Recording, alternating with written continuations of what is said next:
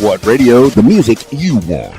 With your host, Keys Dan. Oh yes, you can say that 2 times. RadioWhat.com. Oh, this is a barrel of monkeys. What's up, party people? It's Keys Dan with RadioWhat.com, DJLittleRock.com, coming to you live in a living color from the Radio What studios. And this is my podcast, What Makes You Famous. It's an extension of the RadioWhat.com internet radio station that I've been running for quite some time. And if you need DJ services, where do you go?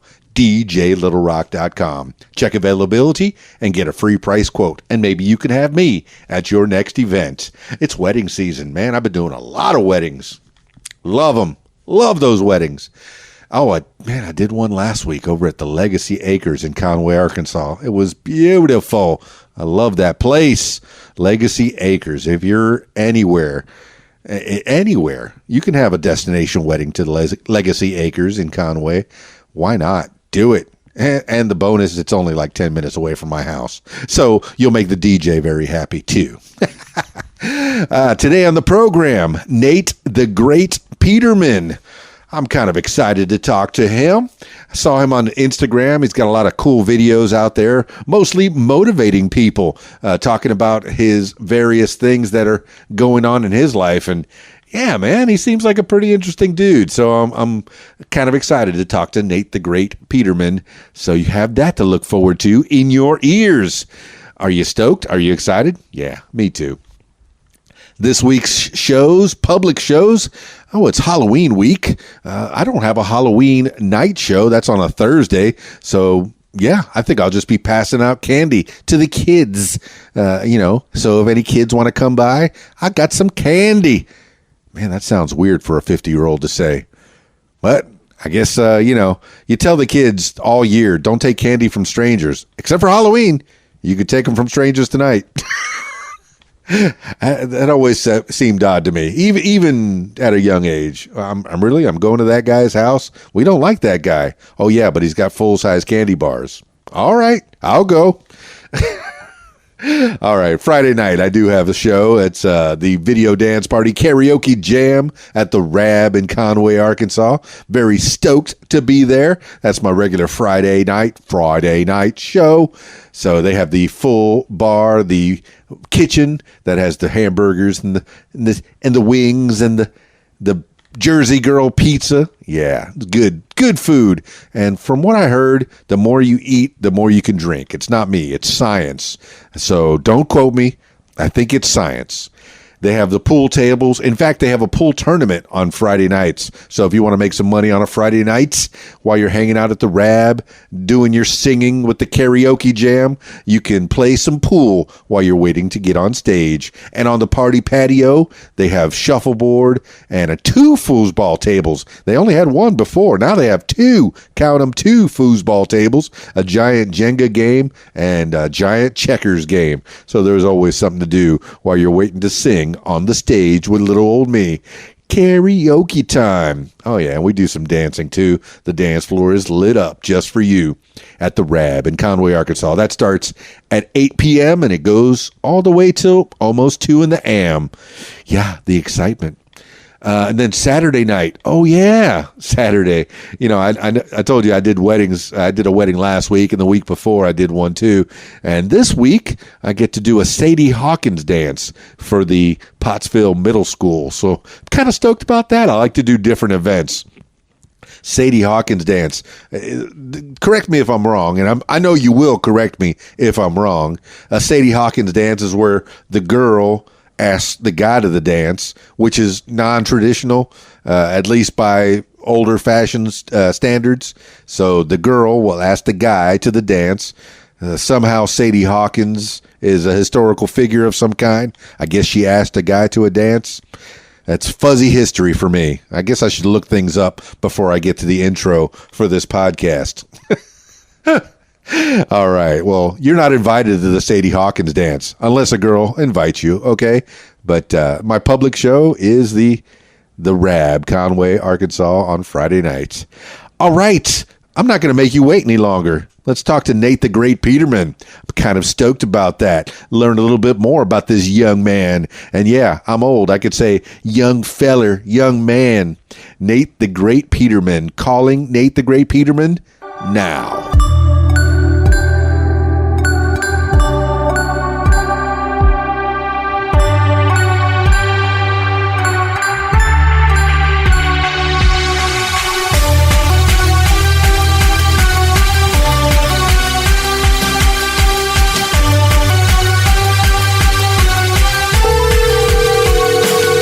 Hey, this is Nate. Nate the Great Peterman?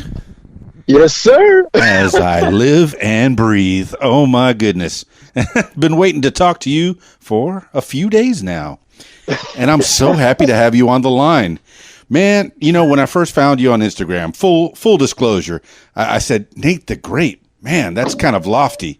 That is something to call yourself Nate the Great. But then I started listening to your podcast, and what I did was I started in the beginning, and I went to episode 1 through 14 or so. Now, some of them are kind of short, but some of them were pretty cool. And then I ended up with the last 5, and I started with the last 5, and I ended up with the TJ Jackson was probably the latest one that I finished. But not buttering your bread too much, but yes, I'm going to be buttering your bread. Just a little bit, Nate the Great. In the beginning, you didn't have any, you know, the sound quality wasn't as good, but you had great guests. And at this point, you were in Philly, is that right? Yeah, I was right around close to Harrisburg, Pennsylvania, good old Amish and Mennonite country. Okay, all right. I guess we could touch on the Amish a little bit. We could pick on them because you know they won't listen to this podcast. Ever. Oh, man, I'm sure that's the joke around Mennonite country. I'm sure that it is. Oh, absolutely. So, you know, and I listened to the first few, and, man, you had some passionate guests, some guys that were just, you know, you aspire or are, and I'll let you define it, a motivational speaker, but the people that you had on, in the beginning at least, were guys that had been through some tough times for the most part, you know, put not through the dirt, under the dirt, and then somehow dug their way out and became motivational speakers on their own. And this is what I'm guessing your podcast is about and has been about. I know I'm monopolizing you. I'm talking your ear off. Nate the Great Peterman. Give the people a little idea of who you are. Yeah, no, absolutely. So I'm originally from a town called Chambersburg, Pennsylvania. And, you know, as I mentioned, of course, like, you know, I'm not Mennonite or Amish, of course, but I just so happen to grow up around, you know, different communities where I have to pass, you know, horses and buggies every single day on my car, like with my car and everything, like driving around them. And it's crazy because the place where I'm from is like super conservative, and I'm currently 23 years old, and man, living in Los Angeles, California, and if somebody would tell me, like, back whenever I was 16, 17, 18 years old, that I'd be out here living, you know, having my own business, interviewing the people that I've been able to interview on the podcast, I would have thought that you'd be straight up busting me or joking for real, because I never thought that I'd get here so soon. But I realized early on that, you know, setting your mind to it, being around the right people, taking the risks, especially at a young age, you know, it was worth it. You know, I never went to college. I never went to university or anything. I just decided to fail many times in business. And of course, you know, learn from other people that were my mentors growing up. I mean, of course, having one of the top motivational speakers in the world in your corner, like Eric Thomas, definitely helped me a lot at a young age. And then that really set my pattern off, you know, into reading books, personal development books. And last year I read 53 personal development books, and my goal was 30. So I just, you know, upped the goal. And then I committed to myself actually a couple weeks ago, for every single client that we get, which it varies, I'm going to order a set of books based off of the kind of deal that comes through. So I'm definitely big into reading and everything like that. But yeah, that's just I'd say that's just a little tip of the iceberg. Yeah, I would say Nate the Great Peterman, and I'm enjoying saying Nate the Great Peterman. I'll say it as often as I can because it's fun. It's just fun, not because it rhymes. Why? Okay, let's go with why Nate the Great. Is it because just because it rhymes, or has that been a moniker that has been hung on you? No, I decided to own that name because a lot of people started just randomly calling me it. The people I was hanging around at some of these personal development conferences, and they're like, "Hey, Nate the Great," and I was like, "Man, I like that." And then I was like, you know what? Let me use that as my tag name because my real name is actually Nathan Peterman, but I just felt as if having Nate the Great, you kind of got to have something that is catchy, especially nowadays in the world that we live in. And every single conversation and person that I meet, I don't say, "Hey, my name's Nate." I say, "Hi, my name's Nate the Great." And some of the conversations that like the people just their eyes light up. And I did it to Howie Mandel about a week and a half ago, and he lost it. I bet it's an icebreaker, to be sure. And California is the place you ought to be. So you loaded up your truck and you moved to Beverly Hills, that is. See, I'm from Miami, and I had my own taste of brushes with greatness down there. And I was always called Dan the Man. And I guess I could have owned that. But, I ended up in the Florida Keys. So Keys Dan is where my moniker came from. And so now you know that little bit about me. Nate the Great Peterman. So Miami was great, in that I met a lot of people, particularly in the music business. I was doing a lot of radio down there. But Pennsylvania, growing up in the Mennonite country, in a very conservative area, did that influence your political views, your views on the world, on life? How did your parents bring you up? Yeah, no, that's a great question, Dan. I mean, I was brought up just middle class. My dad, he worked a lot of like HVAC. My mother was a nurse, and she still is a CNA and everything, taking care of people. She works night shift, and a big moment was they got divorced whenever I was about 15 years old. So that was definitely a monumental point in my life. Because that's when I realized, like, wow, things weren't going to be the same, like just in terms of being together family wise. And I don't know, like a lot of people would let that define them and kind of, let that throw them off their course. But it's funny, some of the teachers that I had in school and everything, they always push college because being back from Pennsylvania, going to Penn State or going to like Temple University or even the University of Pittsburgh, like the Panthers, that's huge. And, they just tried to push that on me whenever I was in school. And the counselors kept saying, like, "Nate, you still haven't made your decision yet on a college." But I don't know, Dan, I never was about going to college, and I've had jobs anywhere from like working at McDonald's to selling cars. So I've had many jobs, and I just realized that none of that was my way that I wanted to do things, and I didn't want to live that way. And then it's just kind of funny how, whether people believe in the universe or God, whatever religious beliefs or people are, I just kind of went into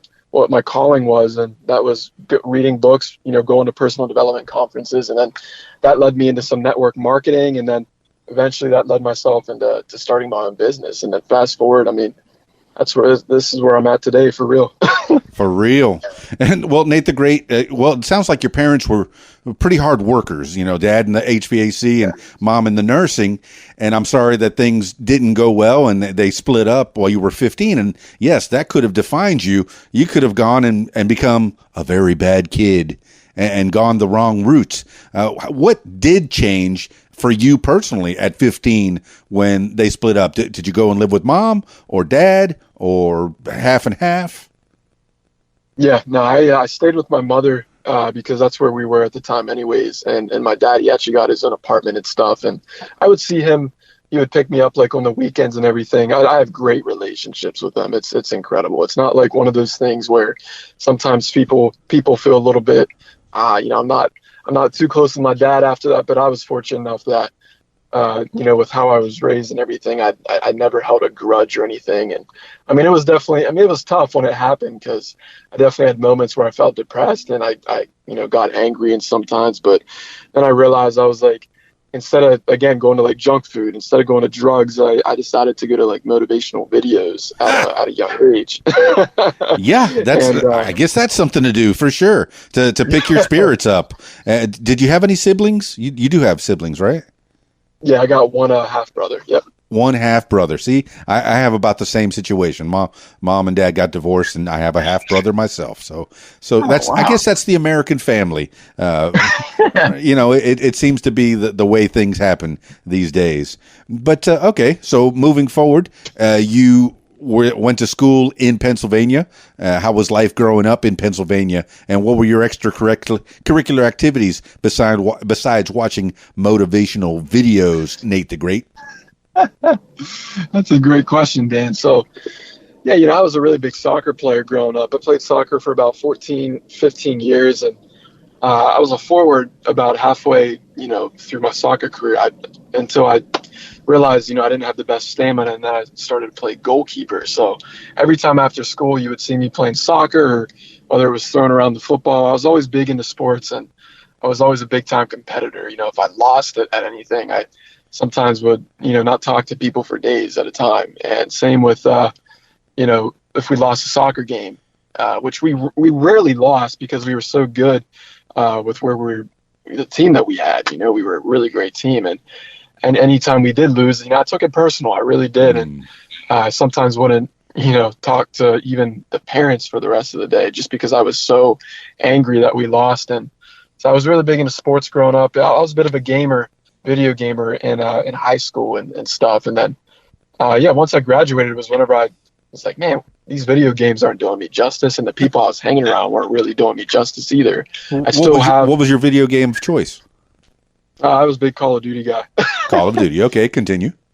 Yep. And also Madden was a big one, playing the Madden and all that. So, but yeah, whenever I graduated, it might sound kind of bold or something, but I cut a lot of people out. Like the people that I used to hang out with, I'd say I cut about 95% of the people I was hanging out with just totally out. And I didn't used to hang out with a lot of people, but the people that I did hang out with, and it's funny, Dan, they were actually starting to kind of criticize me for the books that I were reading, because they were like, why are you reading this? This guy's just trying to scam you with your money. And they didn't have the right mentality, and they kept playing games. They kept doing this stuff. And don't get me wrong, I mean, they're great people and stuff with where I'm from, but yeah, I just had to really cut a lot of people out. And, I still talk to a couple that today, they have the mentality. And there's another guy I grew up with from second grade. I'm still in conversation with him, but it's not like an everyday thing. It's like an every month kind of check-in, like, hey man, how you doing and stuff. But that was just some activities that I did. Yeah. No, Nate the Great. It sounds like you had a different trajectory than most of the kids that you grew up with. I have one best friend from high school. I still keep in touch with him. John Canada, I know you're listening. Shout out to him. And I have a handful of people that I knew in high school that all have made pretty great lives of themselves, and that's one of the reasons I still associate with them. I like to keep myself surrounded with people that are beneficial, that are uplifting, that aren't always on social media saying how terrible their life is. There has to be some kind of, I hope that people are happy generally in their relationships, because for crying out loud, if it wasn't that way, it would be a terrible world. I'd like to see that most couples are having a good time. They may complain a little bit, but that might be a whole nother story. Maybe there'll be some feedback on that. I don't know where my mind went. But growing up, you were a soccer player, and you figured out that, you had problems with your stamina. You weren't much of a runner, I guess, or a cardio type of guy. But, yeah, every time I played, I had a good 5-10 minutes in me, because I'm the type of guy where it's hard for me it's always been hard for me to kind of pace myself and stuff. So I would have like a few good runs in me, but man, whenever I ran those first few times, like to start the game, I mean, you definitely knew it. I was always one of the first ones to get to the ball and stuff. But, with that, whenever you let everything out there at first, it kind of runs you down, unless you're like Cristiano Ronaldo or something. That's a whole different story. But yeah, just had a hard time balancing that and stuff. And then I realized, because a coach saw me one day in the goalkeeper box, and he saw that I was like pretty great at just stopping whenever the ball got kicked at me, and I had really fast reflexes. And he was like, "Nate, let's put you in as goalkeeper." And long story short, I played goalkeeper, and yeah, Dan, I had about 2 or 3 shootouts throughout my soccer career, and I never lost a shootout. So I guess that's something good. Excellent, Nate the Great. All right, I mean, and it sounds like this could have shaped your personality too. That you took the losses very personally, and you didn't like it. It feels like you didn't like it when you lost. So winning was the better way to go, and I think a lot of people would agree that winning is the better way to go, right? Absolutely. Yeah, that's huge.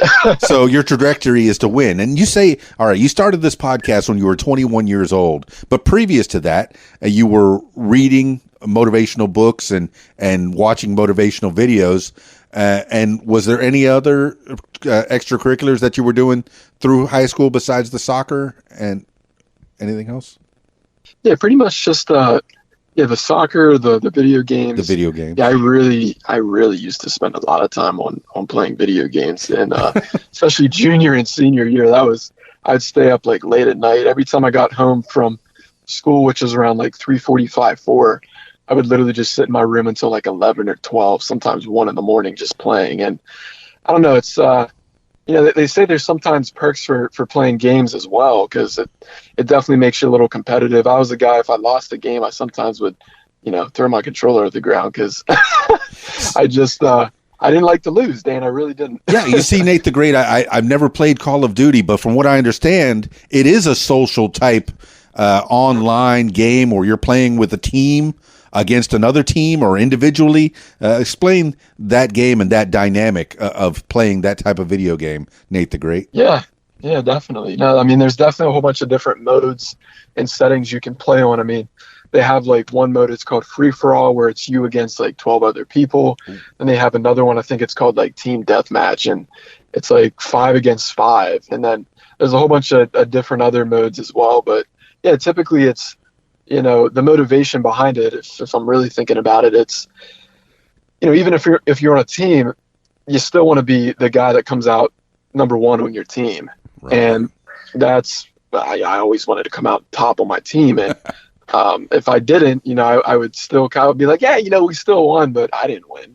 Do you feel like it was the more fun was individual or part of a team on this type of game? Or even in soccer, when you had an individual achievement, such as stopping the ball in a shootout, or when the whole team won, what made you feel better, Nate the Great? I like that question, Dan. That's great.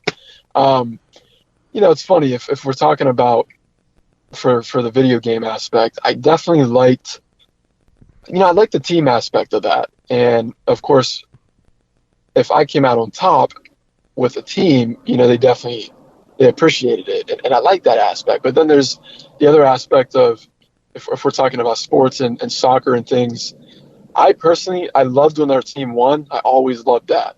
But man, there was no greater feeling after a penalty shootout, and you were the one that really determined the game. Yeah. Especially whenever you're stopping the balls, because nobody can do that besides you, right? Some of the, for people that are big into soccer, you get 5 attempts, right? And typically, if we're talking about my team, not every single 5 people on the team make the kick. So it's like, if they don't make the kick, let's say they miss, and then it's me against the other team, I'm the one that has to stop that ball. And if I don't stop that ball, then that's on me. People can say all day, okay, well, Nate, it's not on you. It's because they missed. And I'm like, no. Like, it's still on me. It's big. Who cares if they missed? I don't care if they missed. It's my duty to not let that ball in.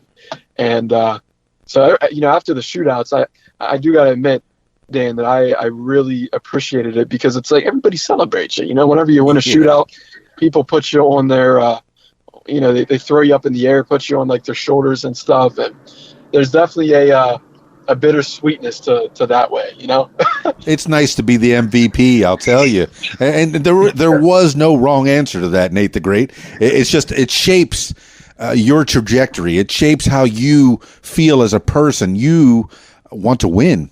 you were a winner, and you're part of a team. So you're bringing other people up. You're motivating them. This is all. It all comes from an early age, and I'm just trying to wonder. I'm just wondering when that started, and it sounds like it started from a very early age. And yeah, so maybe at 15, 16, what do you think you got from the motivational videos, and how often did you watch those videos, Nate the Great?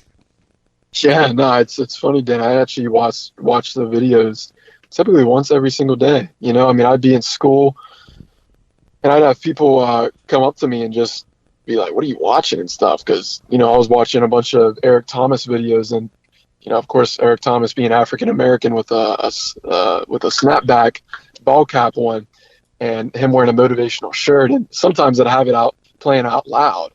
Of course, I didn't play it super duper loud, but sometimes people would just ask me because, you know, I wasn't necessarily the most popular kid in school. I was like kind of the middle class in school, if we're talking. And people would come up to me and ask what it was, and I'd tell them, and they just would kind of have like a blank stare. And then again, I mean, with watching motivational videos, with what you watch, you know, it really impacts your life, and you implement that as well. So I started creating motivational videos, and of course, 15, 16 years old, people that look at those motivational videos back then, they could see that, of course, I really wasn't super duper passionate, or not necessarily passionate, but enthusiastic is what I am today. But the fact was that I was putting out content and I was putting out videos. And it's funny, Dan, one of the videos actually kind of went quote unquote viral in my school. I mean, it's only got 196 views today on YouTube, but it went viral in like my school at the time because it was on favoritism. And I was talking a little bit about like just high school sports and how they kind of play it to how some people don't even have to try out for the team and they still automatically make it. And some of the kids got a hold of that and they were showing it to a bunch of the other kids. And yeah, I mean, I had a moment and several moments where some people really started to get on me about that. And, you know, they were sending some hate my way, and, you know, it didn't affect me. But it did in a way, cause, you know, it just kept me going. And it definitely just, yeah, it's funny because those guys, you know, they like my photos, and they sometimes hit me up today saying how much they support me. But it's like, you know, I never hold a grudge against anybody. But one thing is, I'll never forget, you know? No, as well you should. And it shaped you. It molded you in some kind of way, Nate the Great. And it could have burned you. And those are very formative years. When you're a teenager, you know, all things you get real emotional. You're very hormonal. You know, I have a 14-year-old daughter, and everything bothers her. Oh my goodness. And then I remember when I was 14, 15, 16, yeah, I took a lot of things to heart, and I'm, you know, maybe I'm projecting, but I'm feeling that maybe you had the same kind of feelings when things happened. I mean, how did the kids treat you? I mean, did you go to a lot of parties? Did you have a lot of girlfriends or what have you, relationships in high school? Yeah. Right. I mean, it's funny, Dan. I really haven't had many relationships even up to this point, you know, like even during high school, there was one girl I kept going back and forth to, but I just had to cut that off because I realized we didn't have the same interests and it just wasn't what I wanted. But you know, with the kids that criticized me and stuff, you know, it definitely fueled me and put more fire in me and just told me to keep going. And, you know, it's funny because I realized being at the school that I went to with people being very conservative, I didn't realize, it's not that I didn't realize, I didn't care that what people said to me, you know, even if it was cruel, because, man, I mean, I never really got bullied or anything like that. I mean, there might have been like a couple of times where, you know, somebody might have, you know, said something or things, but I never got like physically bullied. If anything, I just got people that told me to be like, man, stop doing these videos and you're just jealous and all this other stuff. But, you know, I never got like physically bullied. So I'm definitely fortunate enough of that, you know? I don't think I've ever had a hater that was doing better than I am. For real. And that's for sure. All right, shifting gears. You were inspired by Eric Thomas, and he's a motivational speaker, and he's from Detroit, and he had a single mom that he grew up with. I mean, but did you go to any college? Because he went all the way. He's a PhD. Did you? What inspired you about Eric Thomas in particular? What words or what words inspired you, Nate the Great? Yeah, Dan. So to answer your first question, yeah, I've never went to college, university. The main thing that really caught my eye, I watched the motivational video, and it's got this guy on the beach. He's lifting weights and everything. He's an African American guy with a bunch of tats, and I thought that he was the speaker, the guy that was on the beach, but turns out that his name is Giovanni Ruffin. And I was like, wait a second, this isn't the guy. And then I looked in the description on YouTube, and it said the speaker was Eric Thomas. And there was something about his voice, Dan. And it's still to this day, I've never heard somebody more passionate than Eric Thomas, like never. And and again, there's Tony Robbins, there's Jim Rohns, there's Les Brown, Bob Proctor's, all that. Like I understand there's tons of speakers, but personally, in my opinion, ET is number one in my book when it comes to just speaking, but most importantly, the passion, because the passion was what really got me. Because there was moments, I mean, again, when my parents, separated, and just before games, like for soccer, I would listen to him speak, and it always motivated me because, it's great to listen to music, and we all have music or songs and artists that we listen to. I mean, if you want me to be super scientific about it, music is number 3 on the list for human stimuli that stimulates the brain. So it's like, with that in mind, ET was like stimulating my brain in a way that told me to keep going, keep pushing forward, keep putting out videos. And I mean, I don't want to necessarily credit everything to him. He's helped me significantly when it comes to the passion and the motivation, but it was just something about his rawness. And of course, I've been fortunate enough to establish a personal relationship with him, going to some of his conferences and investing into some of his programs. And that made me close with him. I got a chance to meet him, meet his mom, meet the team, meet his family. So it's like they saw me from a young age and seeing where I'm at now. So it's like they're beyond proud of where I'm at. And just, it was great just getting surrounded around one of the top speakers in the world because of his grit that he had, Nate the Great. Sometimes it's not good to meet your heroes, but in this case, it sounds like it was a good thing. Now, okay, let's go with that. How the Mount Rushmore, the Nate the Great Mount Rushmore of motivational speakers, who would you put? What 4 faces would you put on there? Man, you said 4 faces? Yeah, because you got Eric Thomas. I'm guessing he's one of the faces that's going up on your Mount Rushmore of motivational speakers. Who else motivated you to motivate others? Yeah, absolutely. So definitely, Eric Thomas for sure. I gotta say Tony Robbins. I mean, do they still got to be living? No, but I like Tony Robbins and Shallow Hal. That was the best. Yeah. He was the best. Absolutely. I mean, I knew he was a great speaker, but when I saw him in that movie, it was just, okay. Yeah. Oh, yeah. And I think I've had the same feelings as your friends where you'll see these people that'll say, hey, do you want to buy houses with a little bit of money? Do you want me to teach you, give you the tools, give you the keys to success? And you see them on the late night videos and you wonder how much of this is hooey. But some of it's got to be true. Some of it, at least some of it. And I'm hoping that you're true because, I mean, I'm listening to your podcast all day long, and I'll finish them all up probably within the next couple of days, and I'll be waiting for I get 45, by the time I'm finished with that one. Is that where you're at for 44 or 45? Yeah, I think I lost count, to be honest. I think I'm around 45, maybe 50 now, yeah. Well, there you go. I mean, as soon as I finish these up, these are the ones that downloaded last night, and I've been listening all day, and I drive around, and I DJ and I play music for the people on the weekends, but when I'm by myself in my car, I listen to podcasts. That's just like a school on wheels, as Lewis Howes likes to say. And the reason I said I'm not sure what I'm at is, man, I got all episodes that are getting released until the end of this year, so it's definitely a lot of work in progress, and some of the guests that you're gonna see, it's definitely gonna I'm sure you'll recognize some of them. So I appreciate you listening, man. You know what's funny, Nate the Great? I guess I'm a terrible podcaster because every time I record them, I put them out like 2 hours later. I never hold them, you know.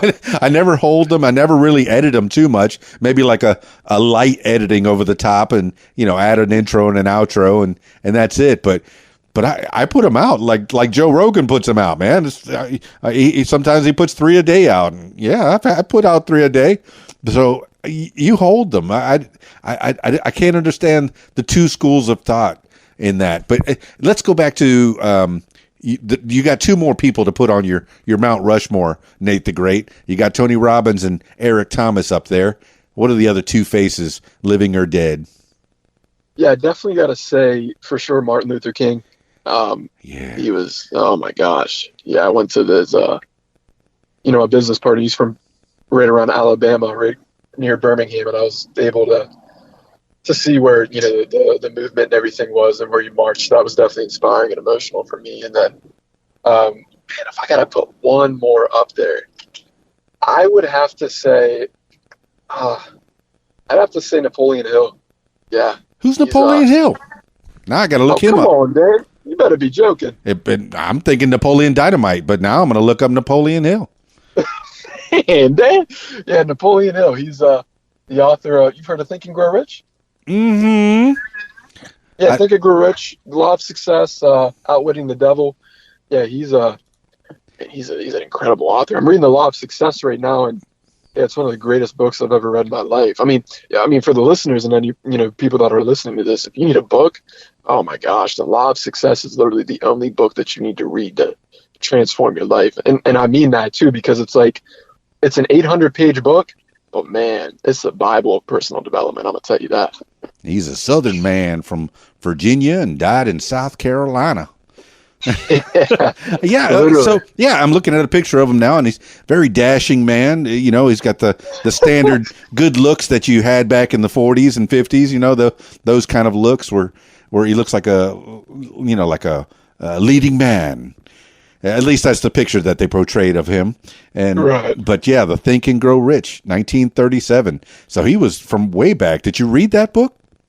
Oh my gosh, yeah! I just finished it up again about a couple of weeks ago, just to revisit it. But yeah, it's, oh my goodness. Think and Grow Rich. I think it's one of the top selling personal development books there ever was. And that book right there, it's like the basic version of The Law of Success. But I do recommend reading Think and Grow Rich first if anybody is going to read The Law of Success, just so you can put the 2 and 2 together. Sadly, I'm not a good reader, but I'm a very good audiobook listener. So I'm adding that to my audiobooks. Right now I have Sun Tzu, The Art of War. I've read it in high school, and I want to read it again. You know, I want to hear it. So, I guess we can go there. You're an author. Do you have an audio version of your book? Yep. Yeah, I do. Whenever somebody, whether they go to Amazon and purchase it, there's like an option they can buy it there. But normally I always recommend people just to check out natethegreat.com, because the book's free. They just got to pay like $8 for shipping.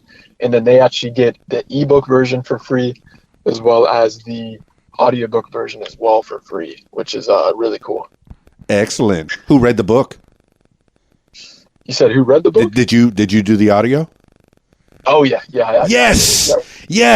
An author did his own audio. Yes. That's always the best. That's always better, man. Because you get to put the inflection, you put the passion in your words. What made you write this book, and what is this book about? Yeah, so the title is Success Secrets for the Young Entrepreneur, and I wanted to write it because, it's not like a super long book. It's about like 90 pages long. I wanted to keep it simple and sweet. Didn't want to make it cliche like most personal development books are about, like, hey, here's how to change your life, here's how to transform. I actually applied actionable steps for people to implement, as well as like different travel hacks. Matter of fact, the other day, just yesterday, somebody hit me up and said, Nate, I was literally called to do a speaking engagement in Dallas. And I was like, wow, that's incredible. And he said that I just so coincidentally started to read your book, and thank you for suggesting this third-party website. for me to book flights. And he said he saved like over 100 or a couple $100. And I was like, man, that's exactly why I wanted to create the book, so that people can not just hear a little bit about my story, but people can actually go out and implement some different travel hacks. If somebody wants to learn how to get exclusive lounge access to airports and TSA global entry, meaning cut through security lines. Oh my gosh. I mean, I put it all in that book for real, Dan. Oh, the man's got tips. Nate the Great. No, that is great. Life hacks are wonderful, man. And I've gone down the rabbit hole in the YouTube videos of life hacks. And if you put some of them in that book, yeah, I appreciate that completely. I'll be checking that out soon enough. Nate the Great. All right, we just got out of high school and you're not going to college. I've been to college a bunch of times, mostly for vocational things like radio, like firefighting, like paramedic. I did, and psychology. When I first went to college, it was psychology. That was my first love, but it didn't last long. I think my first year of college, we partied a lot. My fraternity, I was the college DJ. So yeah, that's, it didn't go well. So college was not for me either. School of life, learning things. And now I'm picking your brain, Nate the Great. What did you do after high school and and when did you get to California? Was that a straight shot? Yeah, no, after high school, I was still working at McDonald's, and then I went to my first ever personal development conference, which was, ET's in Hartford, Connecticut. I went up there with a buddy of mine and saw him speak. And once I saw him speak, I kid you not, I quit my job the next day. And I went to work at another job, which was a gas station, worked there for about 3 months, and then, quit that, and then went up to live with my grandparents for about a year and a little bit over a year. Were they still in Penn? What'd you say? Where were the grandparents at? They were in right around Penn State, so Altoona, Pennsylvania. Okay, got it. But yeah, I lived with them for a little bit over a year, and I was working at Dick's Sporting Goods at the time. Worked there for a little bit over a year, and then I was like, man, let me just try selling cars. Because I was like young, I said, okay, selling cars besides, doing real estate, that's one of the top things you can do without having a college degree. Yeah. So I started selling cars, did that for 3 months, and I quit because I couldn't stand not necessarily the pressure, but the manipulation that they were putting it through. Because it's definitely a lot twisted than what people realize, at least the place that I worked at. You can make your own money. I think at that point, somewhere in my mid-20s, I was working at Bally's Health and Fitness, and that one's kind of high pressure. All right, say the building held 300 people. Each salesman, there were 5 salesmen, had to sell 5 memberships every day. So 5 days a week, you had 5 salesmen selling 5 memberships 5 days. So that's 25 more people every day in the building that only holds 300. You're taking $1,000 from them. Yeah, wow. That didn't last long. It made me feel bad that you knew they weren't going to last more than a couple of weeks in that job. What made you feel bad about selling cars? I mean, because everybody needs a car. Yeah, no, you're right. And that's something, I thought selling cars, I didn't think it'd be hard, but I personally realized that I wasn't passionate about it, for one. And then the management that I had managed that job, it wasn't good. Like there was times whenever they would just chew you out and take you out on the car lot and just like start yelling at you. And long story short, I eventually heard after I left, a few months afterwards, they fired one of the top general managers there. So it was funny because he actually used to work at a state penitentiary. Oh, okay. So it definitely made sense. But I wasn't passionate about selling cars. And then I realized like, wow, if I'm not passionate about it, I can't do it. Because I'm the type of guy, if I'm going to do something, I gotta love it. Like I can't do something that I don't love. Have I tried it? Absolutely. And it just doesn't work, Yeah, nobody needs a job that people are yelling at you constantly. That's just, it's not good for your health, man. It's not good for your psyche. So you need a job that you can be passionate about. So where did you go from the used car salesman job? Yeah, so from the used car salesman, I got into network marketing at the time. Okay. Because because I was doing that as well on the side. How so? What kind of network marketing? What is that? Network marketing involved with it was an energy drink company. There was a company called Vima. I was a part of that, but basically, you had to share the products with people, and then you could enroll people to start the business or get them as customers and everything. Was that phone sales, or you had to go to events? It was mainly they really were heavy on having home events to invite people out to, but you still did some phone calls and stuff. I never really did much with the sales on like selling people on products, and I think that was because, again, I'm not in network marketing anymore. I got out of it, and that was one of the big reasons, is because, again, I wasn't passionate about the product. I was passionate about the movement that you could have, meaning that you could work for yourself. Yes. And I told myself then, I was like, you know what? Because after the car job, I then moved back home, and I went back to working at Dick's Sporting Goods again. So I was working there a little bit, and then I was also working at Rent-A-Center, moving furniture at people's homes and stuff. I worked at Rent-A-Center. I did not like rent to own. I felt like I was stealing from these poor people. Oh my goodness. Literally. Yeah, sites that you see, they're paying 4 times the amount of. Okay, Rent-A-Center, you did me good. Thank you for the job, but oh my goodness. No, it starts to weigh on you. You don't want to steal from people, but sometimes that's the only way they can get the big screen TV or the nice couch. And I guess there has to be good parts to it. But yeah, right. I was there, dude. Yeah, I mean, it's crazy because you go into these people's homes and oh my goodness, talk about and the repossession. Sites.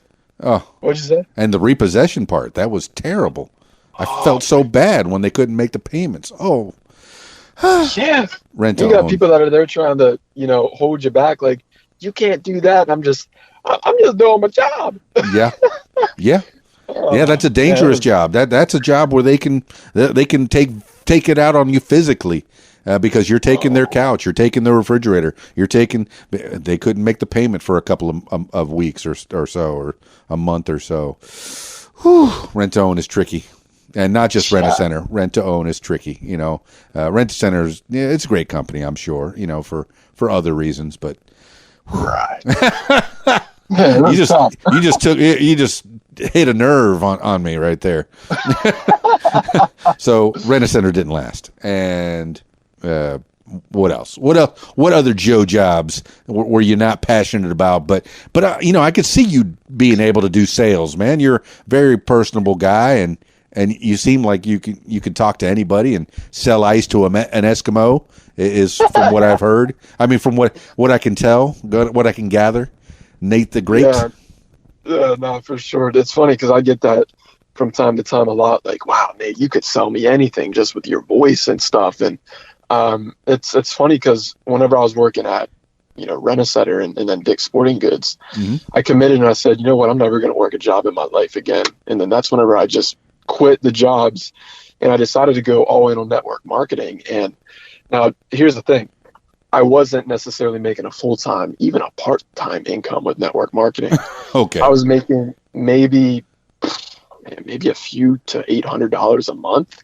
Right. But you got to keep in mind, I didn't necessarily have a lot of bills either. So I was, taking care of my car payment, taking care of my phone bill. And thanks, Mom. Thanks, Mom. Literally. That's all I had to do. I just had to pay for that. And then, I did network marketing for a couple years. And then I met my business partner at an event in Oregon with the one network marketing company. And we didn't necessarily hit it off at first, but we started chatting and stuff, and I realized that we had similar visions, and he did as well. And he was a super cool dude because, again, he's from Alabama. So we hit it off real well. And then he, long story short, left the network marketing company.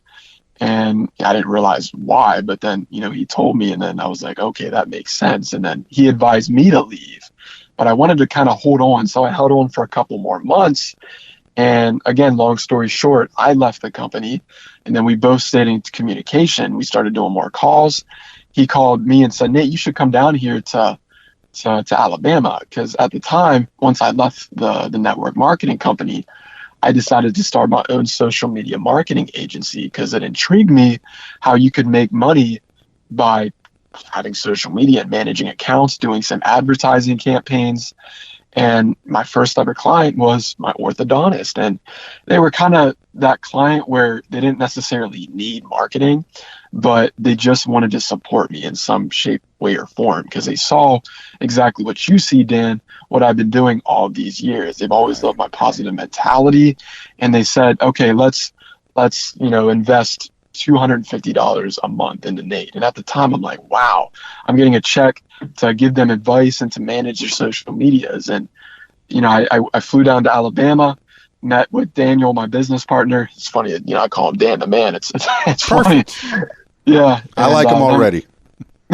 He's a great guy. He's a year younger than me, Dan. So, I went down there, and then, of course, at the time, my first company was called Social Boost Agency. And again, long story short, came back from Alabama, and we had a whole new company. He was my business partner, and we decided to name it Simba Marketing. And we made the logo. We didn't plan it, but it just so happened to be the shape of a lion. So is that the SYMBA? Yep, SYMBA. Simba. Is that still around?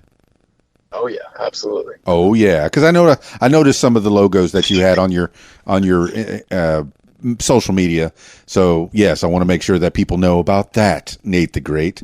And that's Yeah. So with network marketing, you travel a lot. Do you travel all over the United States or outside into the world even further?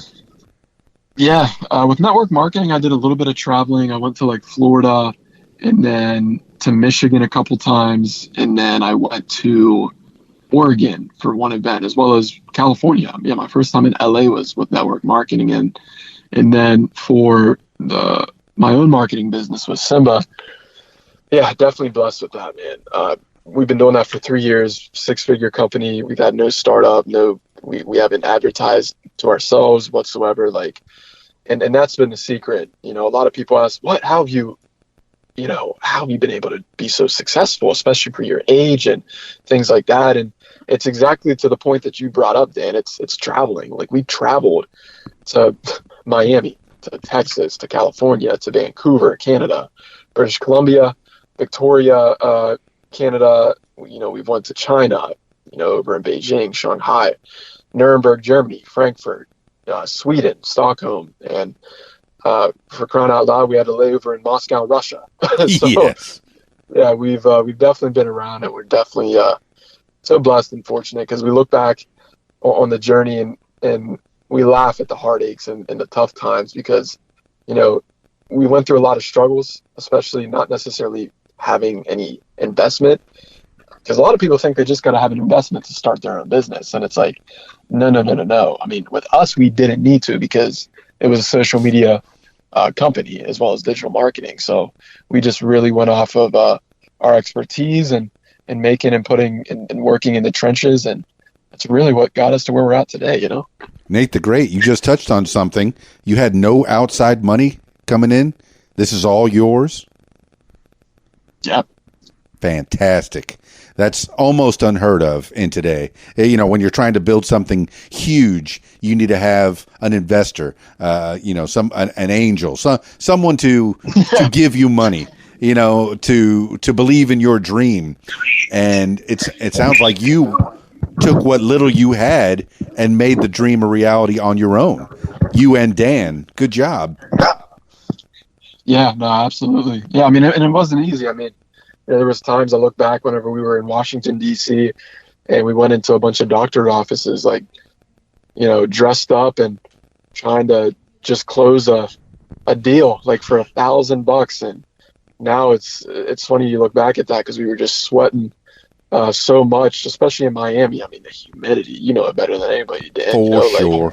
The mosquitoes would pick you up and take you away.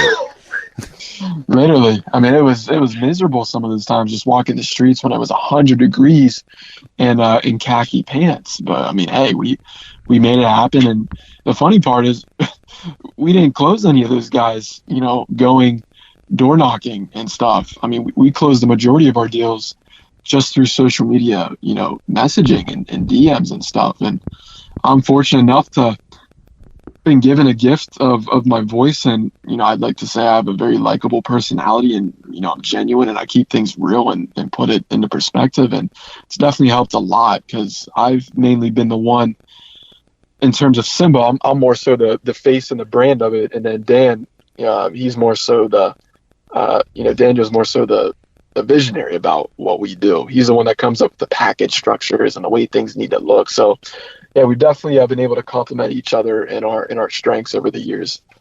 Well, I'd like to say that you're very personable too, Nate the Great Peterman. I've enjoyed our conversation so thus far. So Simba marketing, that's one of the avenues of is that your base where you fund yourself, or that's how you live, and then the rest of this stuff is exploring other avenues. What are the other avenues of Nate the Great Peterman? Yep, yeah, you hit that, Dan. Yeah, Simba's that's the primary for now, because we focus on getting people published. Whether it's in Forbes, Entrepreneur Magazine, Bloomberg, Wikipedia, MSNBC. We get brands and companies published in a lot of these big outlets because it helps with credibility for the brand, whether it's gaining them more brand deals, more business, and then it even helps with getting them featured on podcasts, on different shows. For example, I know you mentioned Joe Rogan earlier. Joe Rogan doesn't just have anybody on his show. They got to have achieved a lot of things. And typically, if you would send Joe Rogan a PR deck of the outlets that you've been featured in, chances are, he's going to want to potentially interview you compared to the guy that doesn't have PR. And then it also helps with Instagram has that blue check mark, Instagram verification. So it also helps with getting verified as well. Your chances increase significantly. And again, I know this because we verify people as well. So Simba is definitely the main source when it comes to, income wise. And then the podcast, I do that. I don't make any money with it. I don't really sponsor anybody on the podcast either because I do it because that's my passion. I've had conversations with people in the car whenever I was 15 on relationships, talking to them about what they need to do, whether it's been a girl or a guy, and just kind of walk them through like, hey, this is what you need to go do. These are your next steps. And I've always had a passion for interviewing people and talking to people on a deep level, but I never knew, Dan, where I could, really grow that. And then, of course, back in 2018 was whenever I said, man, let me start my own podcast. I just wanted to interview some people, like some homies of mine, some friends that had really great mentalities. And of course, that led me to interviewing people like, Michael Jackson's nephew, Howie Mandel's daughter, who has 10 million, subscribers and followers on social media. People that have produced for Whitney Houston, Justin Bieber, Michael Jackson. And it's like, now I'm at a level in my, I guess you can call it career, but just in my life being 23, where I've done a decent amount, especially coming out with this book I just came out with this year, being an author. And it's like, I look at all this stuff and I'm just so grateful for what I've been able to achieve, because now once you set the tone for yourself, whether it's interviewing these kinds of people, doing what you've done to this point, you really appreciate the people that are consistent, that are going through the struggles, because you know what it takes to get to where you're at. And it's just, it's an incredible feeling. But anyways, again, Dan, my main thing is Simba, and then the podcast is basically like the byproduct. And then the book is also something that is also a byproduct. Oh, I'm enjoying the podcast, and I will enjoy the book. And so, like I said, I skipped around on the podcast. I listened to the first few, and now I'm listening to the last few, and then I'll go back and I'll listen to the rest. But when did you make that plunge, and how did you make that plunge to go to California? And where are you? Yeah, I'm right around Marina Del Rey, California, which is about 10 minutes away from the airport.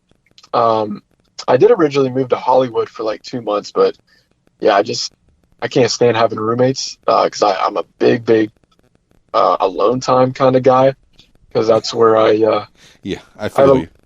You feel me? Yeah. I have a lot of intuitive talks with myself.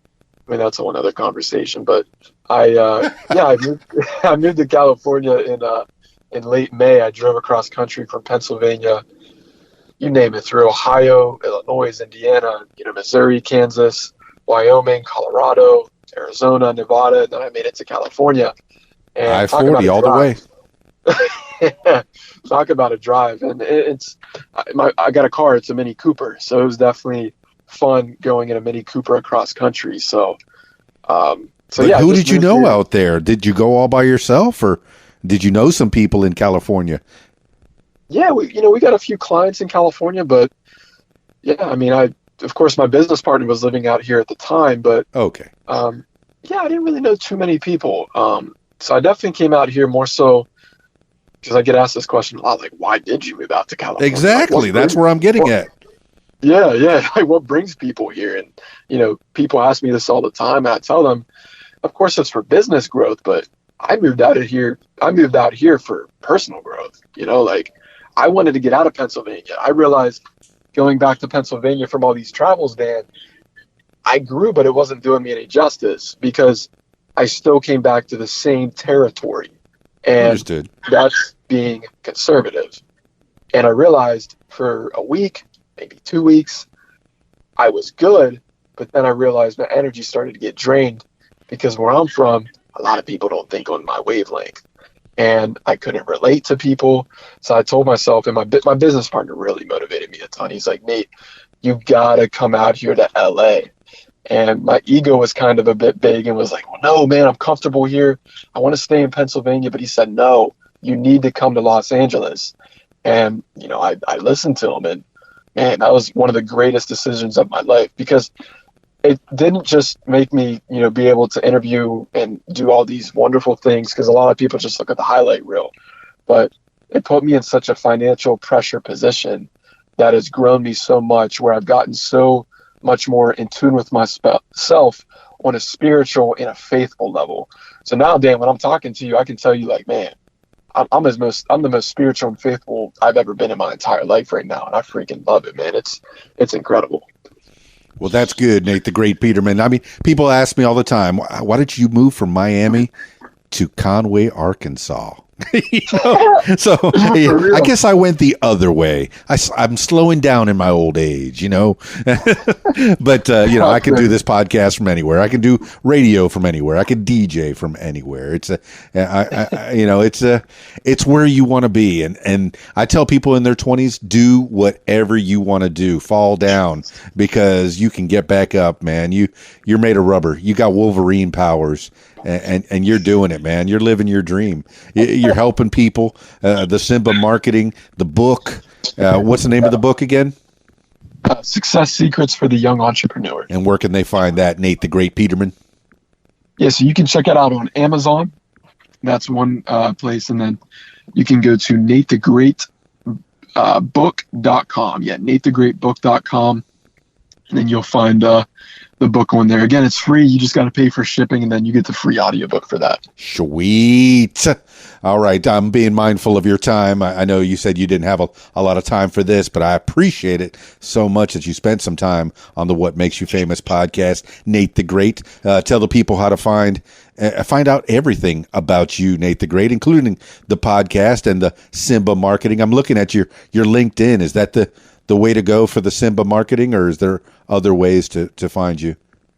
Yeah, no, that's a great question. So yeah, for like our website and everything, we got it currently under construction because we're adding a bunch of testimonials and stuff on there, and we just had some updates.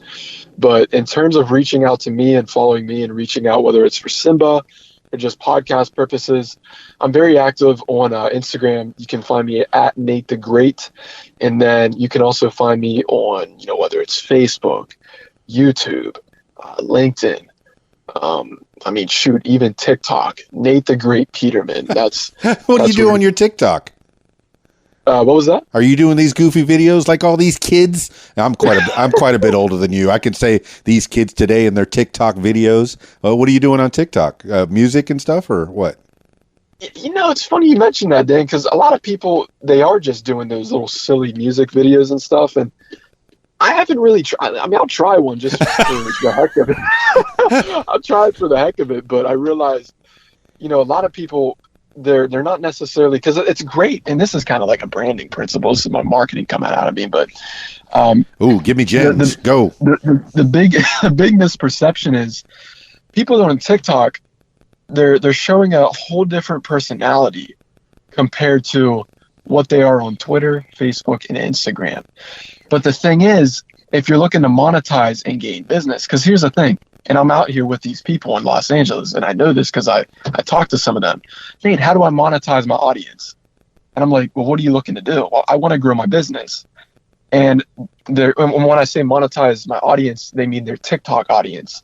And I asked them, I'm like, well, what are you doing on TikTok besides these silly videos? Like, because you're getting these followers in your audience on TikTok to follow you for a whole different reason that isn't even for your business. Right. So what you need to do on TikTok, yes, you can do what it is that you want to do for your business content wise, but have a different shabam to it. For me, I've kind of just been exploring more so, not necessarily the straight up motivational kind of videos, but the other day, like I uploaded a video on top things you should have in your apartment, right? Because it's not necessarily out of my lane, but people get intrigued by that, like how-to videos.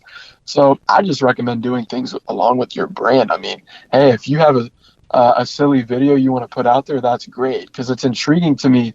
Dan, I got people that I see on Instagram, they can barely pass over 1,000 views on their Instagram videos, but on TikTok, they got over millions of views. Oh, so it blows my mind. So Nate the Great Peterman on your TikTok, we might not see you taking a pie to the face. Nothing. Hey, you never know. I'll keep it open, you know. All right then. Any other avenues you want to explore? Tell the people about Nate the Great Peterman. Yeah, absolutely. I mean, if you're a big podcast listener of School on Wheels, definitely you can find me on iTunes and Spotify at the Roots of Success podcast, and then that's for the audio version. If you're a visual kind of guy or gal, I totally recommend looking on YouTube as well as Facebook, the Roots of Success podcast, and you'll find all of the video interviews on there as well. Yep. Dig it, Nate the Great Peterman. And as time has progressed, and same with me, I mean, my earliest podcasts were not great, but Yeah. I think I'm getting better. Absolutely. I've been doing radio for a long time. I have to be doing something, right? So, Nate the Great Peterman, thank you so much for being on the What Makes You Famous podcast. I appreciate you. I knew it was going to be good, man. I knew you had a story to tell, and you're inspiring people, man. Any last words for the people? Yeah, no, I appreciate you having me, and it definitely means a lot. And really, I guess, some of my last words are, you literally got to get uncomfortable every single day. Okay. I'm naturally introverted. Okay. I lived by that as a label for many, many years. I'm introverted. I'm shy. I'm quiet. Every time I go into a room, I feel like I can't talk to anybody. But the fact of the matter was, I lived by being introverted. And with me living by being introverted, it held me back so much on coming out into being Nate the Great, because now I'm at a point where even just a year ago saying, hi, my name is Nate the Great, I would feel so awkward doing that. But now I'm so uncomfortable because I got uncomfortable by saying that. I got uncomfortable by every single time I'm out in public or in an elevator. I always say to people, like, whenever they leave, hey, have a great day. Right? Get yourself uncomfortable. If you're quiet and you want to kind of get out of your comfort zone, take big risks as well. That's a whole nother principle. Yeah. You realize how much, grit and risk taking you need to have to really just move, not just to another city, but I'm saying from coast to coast, like across the country. That's a whole nother, oh my goodness, that's a big risk to take, especially whenever you're from the East Coast and you move all the way to the West Coast. And whenever you're so close to your family, it's tough. But guess what? I'm not here to just make my family comfortable. I'm here to give them the life that they deserve. So again, take big risks, and you better live. Okay, you better live by getting uncomfortable.